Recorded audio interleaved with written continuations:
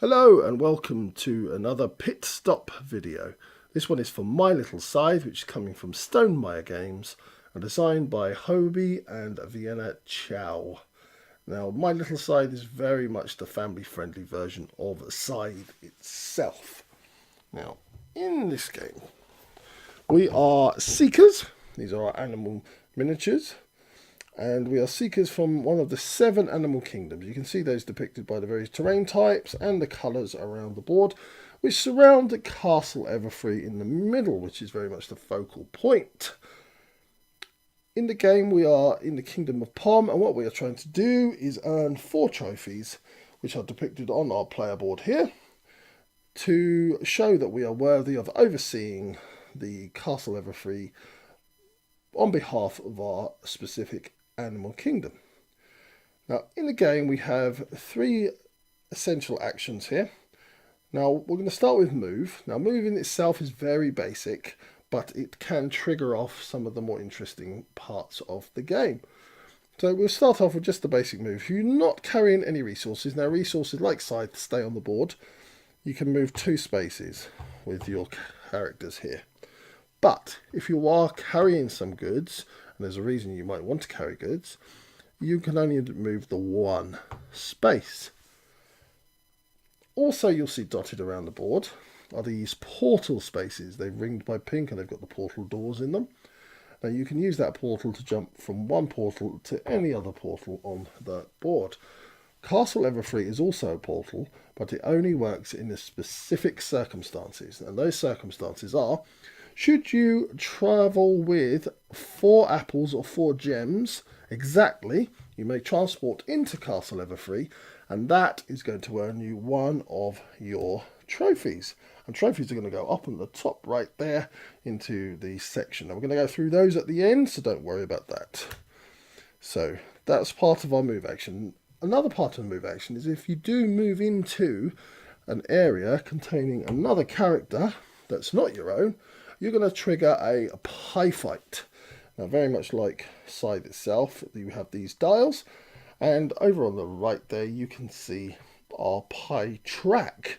Now, we start off with 3 pies, but you'll also, during the game, gather these magic cards which allow you to bump up your pie earnings.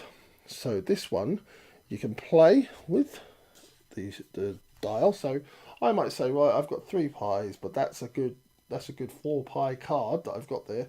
So I'm just going to bid the 1. The other player's going to also bid and possibly play a card. You reveal the card. You see what your total is. Mine is 5.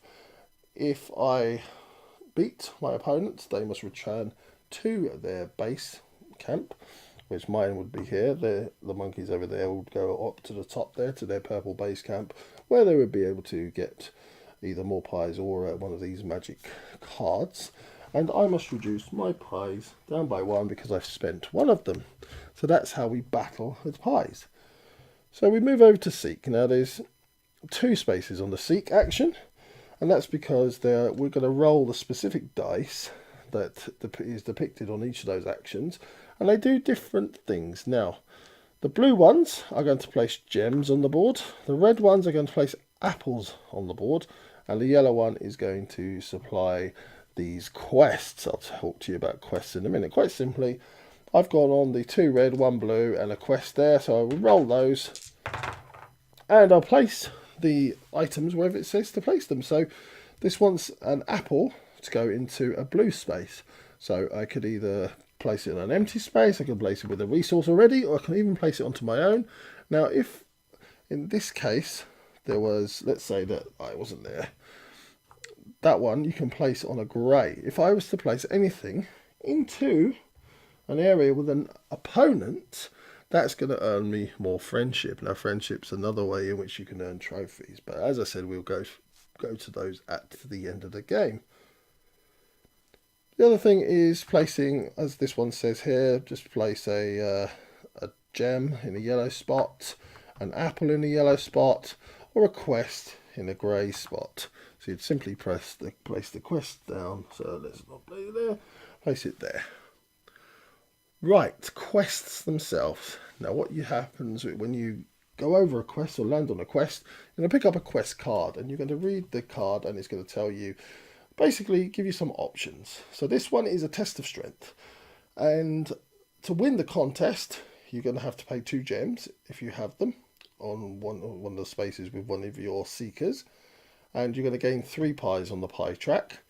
If you decide not to or don't have them, you're just going to gain the 3 pies, but you're running away with the prize. Effectively, you're stealing it, so you're going to lose 2 friendship because that's a naughty thing to do.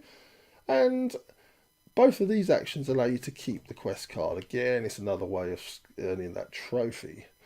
If you say no thanks, you're going to get a pie for visiting, but you're going to have to return the quest card to the pile, so you will not earn it.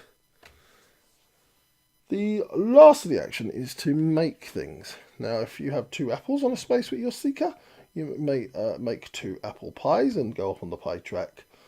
Similarly, if you have 2 gems, then you can make yourself one of these spell cards. Oh, that's a nice one, 5 pies there.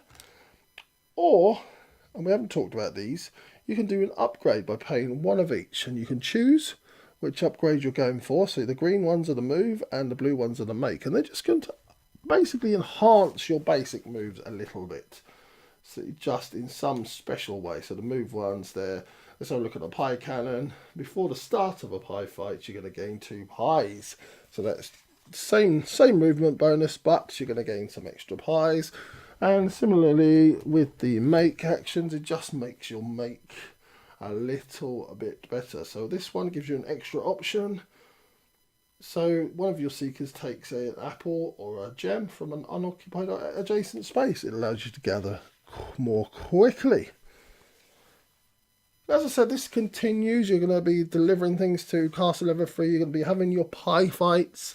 You're going to be doing your quests. And as I said, all of these things are due to try and get rid of those 4 trophies, or earn those 4 trophies.